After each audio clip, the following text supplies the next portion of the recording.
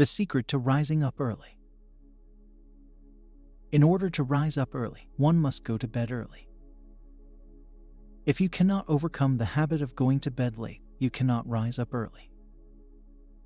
If you go to bed late and rise up early, your health will be affected. You will be tired all the day, like one floating in the clouds.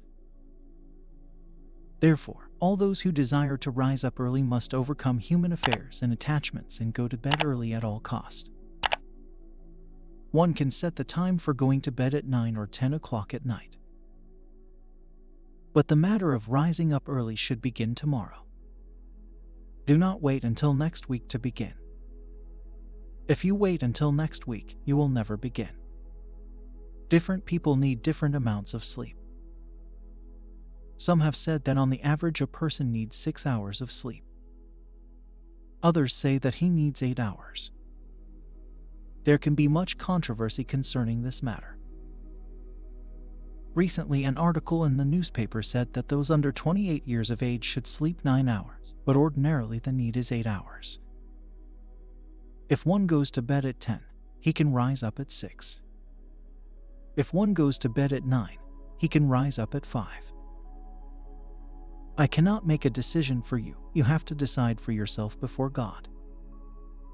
May we all learn to do this before God. Those who are psychologically weak or who cannot control their sleep are exceptions.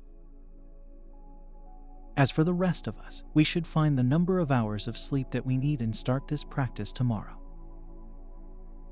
Suppose you decide to rise up at 5:30 tomorrow morning. When you wake up, however, it is already 7 o'clock. Many young believers have probably experienced this. You may become disappointed. The best thing is to instruct your servant or someone else to wake you up in the morning. You may also spend $1 or $2 to buy an alarm clock and put it beside your bed. You can also pray that the Lord would wake you up at the assigned hour. Mr. Muller said, "Every day I ask God to wake me up at a certain hour, and I always find myself waking up at that very hour." This is a word of experience. Every morning when we wake up, we have to get out of our bed immediately. We should not wait 5 minutes before getting out of bed. If we do, we will not be able to get out. Proverbs 6 verse 9 to 11 says, "How long wilt thou sleep, O sluggard? When wilt thou arise out of thy sleep? Yet a little sleep, a little slumber, a little folding of the hands to sleep. So shall thy poverty come as one that travelleth, and thy want as an armed man." Is this not the condition of many people? If we sleep a little and slumber a little, we will rise up the same time as we did before. The bed is not the place to contemplate. The place to contemplate is the study room.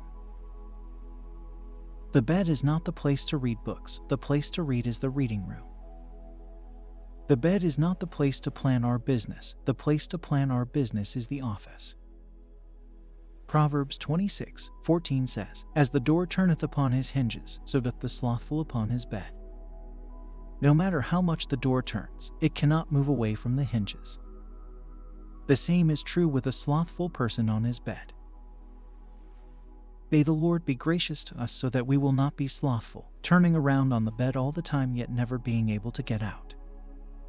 In the beginning, when we start rising up early, our head may ache, our feet may be weak, and we may be drowsy all day and walk with unsteady steps. But after 4 or 5 days, all these will pass away.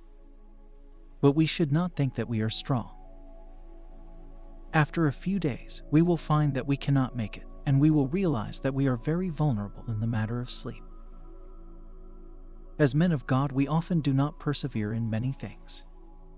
We are weak and without perseverance. Some have asked why they cannot persevere. I would ask if they persevere in everything except the matter of early rising. I am afraid that some people do not persevere in anything. No wonder they cannot persevere in early rising. Some people cannot be persistent in anything. No wonder they cannot be persistent in the matter of rising up early. Many people cannot control themselves in many things. No wonder they cannot control themselves in the matter of rising up early. Being unfaithful and loose are simply manifestations of our flesh. The first day an athlete exercises, he may feel sore. The second day he exercises, he still may feel sore. But after a week, he will not feel sore anymore. The same is true with rising up early. As long as we develop this habit, we will not find it difficult anymore. I remember the first year after I became a Christian. I went to see a missionary who asked if I had read through the whole Bible from Genesis to Revelation. I read by skipping from one book to another and could therefore only answer no. She then asked if I had read through the New Testament. I said no. She then asked me what time I rose up in the morning, and I answered 6 o'clock. She said, "You are 19 years old now, and I am over 50 years old. For the past 30 years or more until now, I have been rising up at 4 o'clock every morning." I asked how she could do this. She said, "If you exercise yourself enough, your body will spontaneously behave a certain way." She went on to say, "If you rise up late, the manna will all melt away."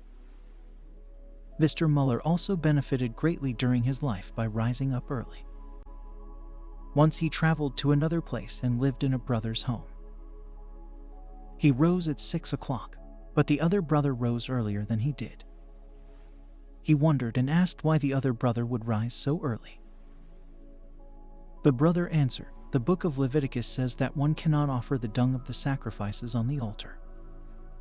I cannot offer my dung hour to God." From that day, Mr. Muller prayed to have the strength to do the same. He agreed that if a young Christian does not rise early in the morning, he cannot grow. Recently, I read from a book some words written by Mr. Andrew Murray. He said that he once read that a person must first receive the Lord, second, he must be filled with the Holy Spirit, and third, he must rise up early every morning. When he first read this, he thought the 3 points were unrelated. But later he realized that they were not unrelated at all. If a person is to have a sustained experience of the first and second points, he must rise up early. Otherwise, he will not enjoy what he has obtained through the first and second points. Brothers and sisters, I will stop here. Now is the time for you to test if you can control yourselves. How great is your faith? How great is your consecration? And how great is your self-denial? If you pray for the Lord's blessing, beginning tomorrow, you will see that the Lord will readily help you. In the morning, you should spend at least half an hour to touch the Lord. You can spend as much as an hour or even 2 to 3 hours. If you do this, you may not have a whirlwind of joy every day, but you will surely experience a peaceful sky every day.